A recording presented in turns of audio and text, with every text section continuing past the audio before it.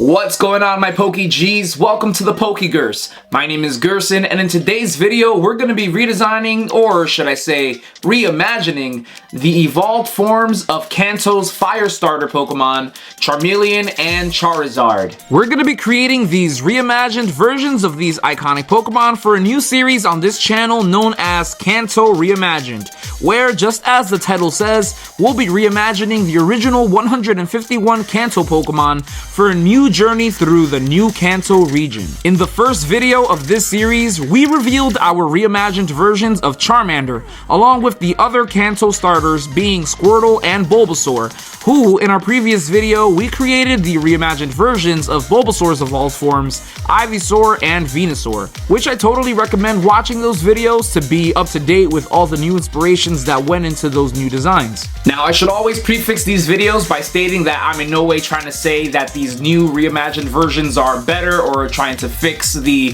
original iconic designs. It's just a really fun experiment to take a look at those classic iconic designs and see where our creativity leads us to, whether that be revamping the design or maybe even adding new types that didn't exist before, or yeah, just completely changing ones that you really don't like.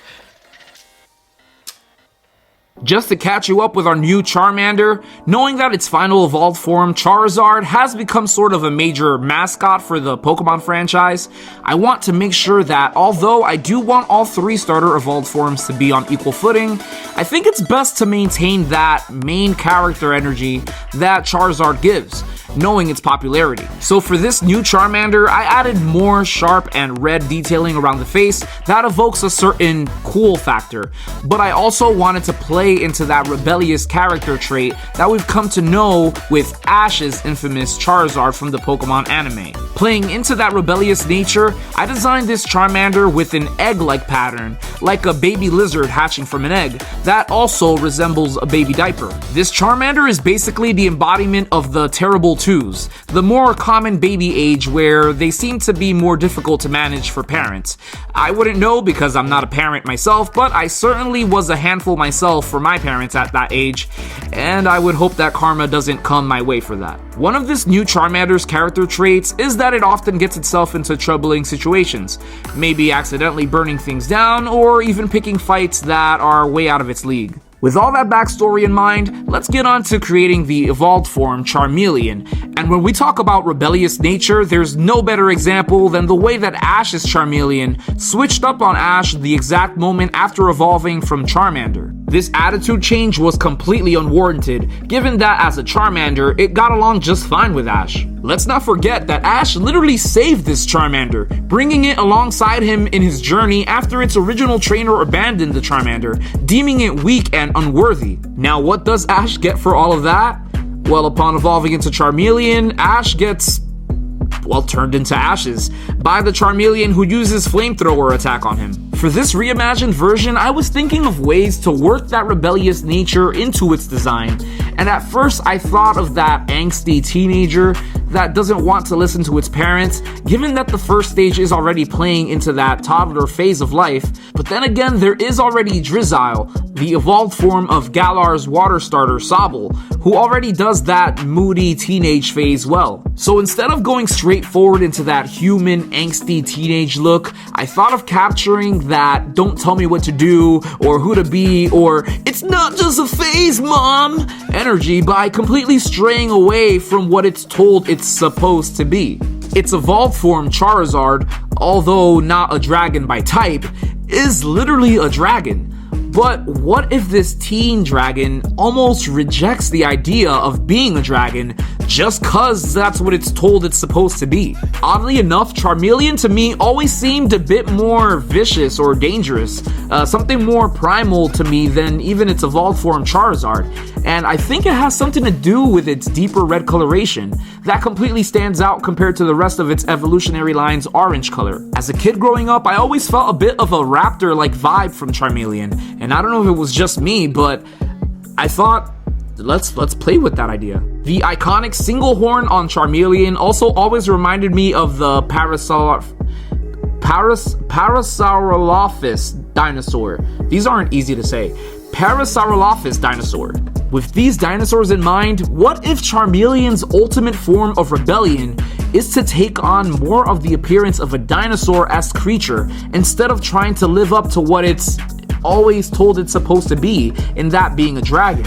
I also had a crazy idea about the wings that Charizard gains upon evolving, and I thought that what if a middle stage before fully developing into 2 wings, this Charmeleon gains a singular sail on its back that also makes it appear like a Spinosaurus. This reimagined Charmeleon is literally an amalgamation of several different dinosaurs, and to top it off, since I only seem to use 105% of my brain when it comes to Pokemon, we can also play on the name Charmeleon that may also have been inspired by the animal, the chameleon, where it's not literally taking on much of the features of the chameleon, but instead it's using the chameleon's ability to blend into its surroundings by this Charmeleon blending in to take on the appearance of a dinosaur.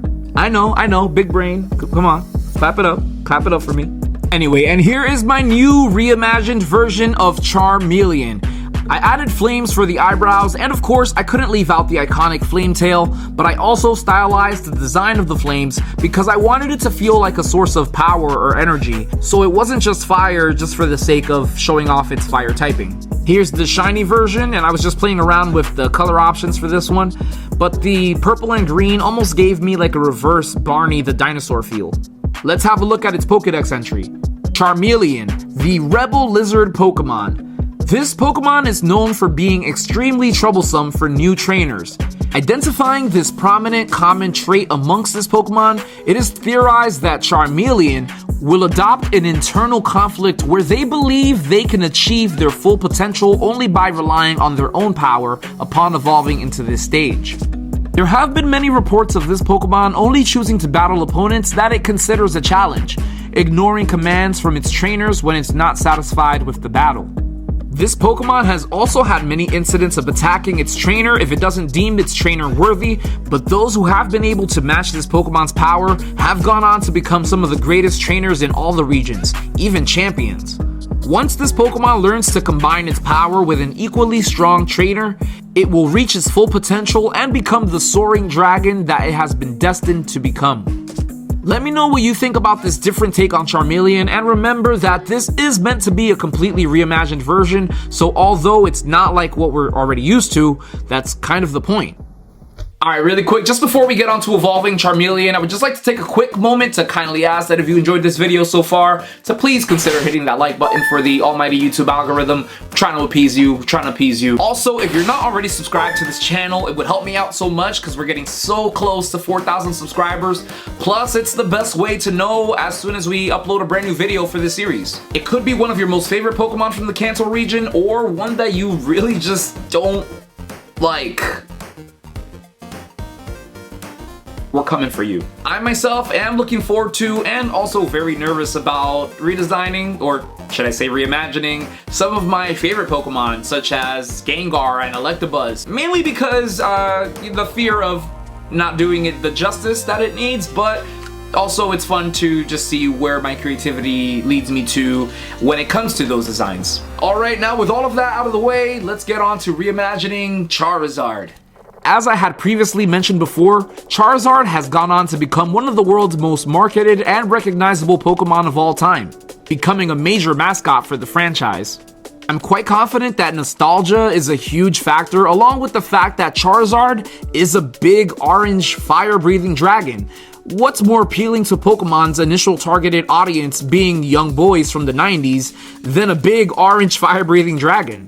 With that marketability and the target audience in mind, I don't have any obscure or super creative idea to reimagine Charizard because I think that it already does what it's supposed to do in just being a really cool money-printing dragon. My approach to this reimagination is simply to take what we already know from Charizard and what already works in its design, and design it as if, instead of it being designed in the 90s as an epic dragon, as if it were designed today. Being from the first generation of Pokemon, we can take a look back at the earlier designs and see how minimal amount of extra detailing went into those designs compared to the often controversial designs of today that for some people toe the line of being over-designed in their opinion. Charizard itself follows the basic shapes you'd see in a typical Western dragon, with nothing really extra going on outside of its iconic flame tail that has followed throughout the entire evolutionary line. I wanted to tackle this by looking at some of the later fire starter Pokemon like Infernape or Cinderace, who have more interesting colors and intricate detailing, while attempting to avoid the design feeling a bit crowded, like some feel it does for other Pokemon like Skeledirge. I wanted to play a bit more with Charizard's shapes, especially around the head area, by adding side fins around the cheek, a more pointy horned nose, and stylize the teeth to give a more modern feel that still feels dangerous while allowing this fire-breathing dragon to still feel like your friend, which is more in line with the approach that Pokemon has been leaning into. I wanted this to still feel like the ferocious dragon that Charizard is, while having an almost heroic element to its design, capitalizing on more of those highly marketed elements that appeal to the young boy demographic that Charizard was originally marketed towards. I did this by designing a large V-shaped crest in the place of Charizard's iconic two horns that will be colored in red and played around with different face patterns to give that hero mask aesthetic without it looking like it's wearing a mask. To really ham up the marketing towards this particular demographic, I thought of another common trope being the flame hair to symbolize a gain of power made very popular in animes such as Dragon Ball with the Super Saiyan hair. Infernape itself also shares this design choice, but I'm going to give this fire and the flame on its tail a bright tealish color to make it very different, as well as give it the feel of a mystical draconic fire that will be the source of this Charizard's power. Speaking of colors, I kept the iconic orange as its base color, which again makes the Charmeleon feel as if it's trying to stray away from its evolutionary line, while still bringing in some of the red for the horns and the stomach pattern. I incorporated more tealish greens for back spikes to match with its wings, but I think the coolest thing was using the color wheel to flow into the teal flame tail. And here is new Kanto's reimagined Charizard, finally a fire and dragon type. I should have also added that I wanted this new Charizard to feel sleeker than its original, because it's going to be the fastest of the three starters while still looking like it can pack a heavy punch. I think for me it hits a lot of those cool factors, and I know that if I had seen a toy of this as a kid, I would have been kicking and screaming for my parents to buy this for me, but yo, it's shiny. You already knew that I had to go Black Charizard with it, but with the purple flames? If there were a reimagined new Kanto Pokemon game, I almost want to create a new evil villain just to give it this shiny Charizard and to have it on its team, but I don't know, like, let's make it happen. Anyways, let's get on to its Pokédex entry. Charizard, the Flame Dragon Pokemon. Soaring high with its powerful, newly developed wings, this fearsome Pokemon is often regarded as the guardian of the sky.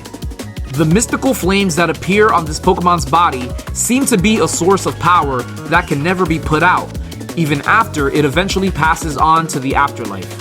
Upon gaining this mass power, Charizard will assess its trainer and put them through trials in order to ensure that the trainer can continue to push this Pokemon to a new limit.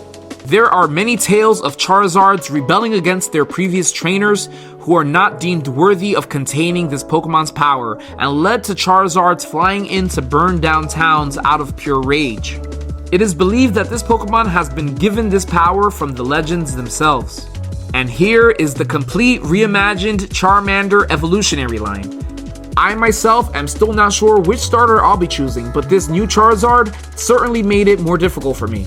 But feel free to let me know down in the comments if you're still going with Team Charmander after seeing its final evolved form, or if you still need to hold out to see the Squirtle evolutionary line before making a decision. Speaking of, if you really don't want to miss the Squirtle evolutionary line, which is the next video that will be uploaded for the series, then make sure that you are subscribed to the channel. Also, if you hit that notification button, it will actually tell you as soon as we upload the video. Hit that like button for the YouTube algorithm to help push this video out to more people who might also enjoy this Kanto Reimagined series. And if you haven't watched some of the previous videos in this series, I'm going to put the video somewhere on the screen here. You'll be able to see it now. And yeah, I think that's all for today. I appreciate you so much. Thank you again for watching this video. I hope you have a wonderful day wherever you are, and peace.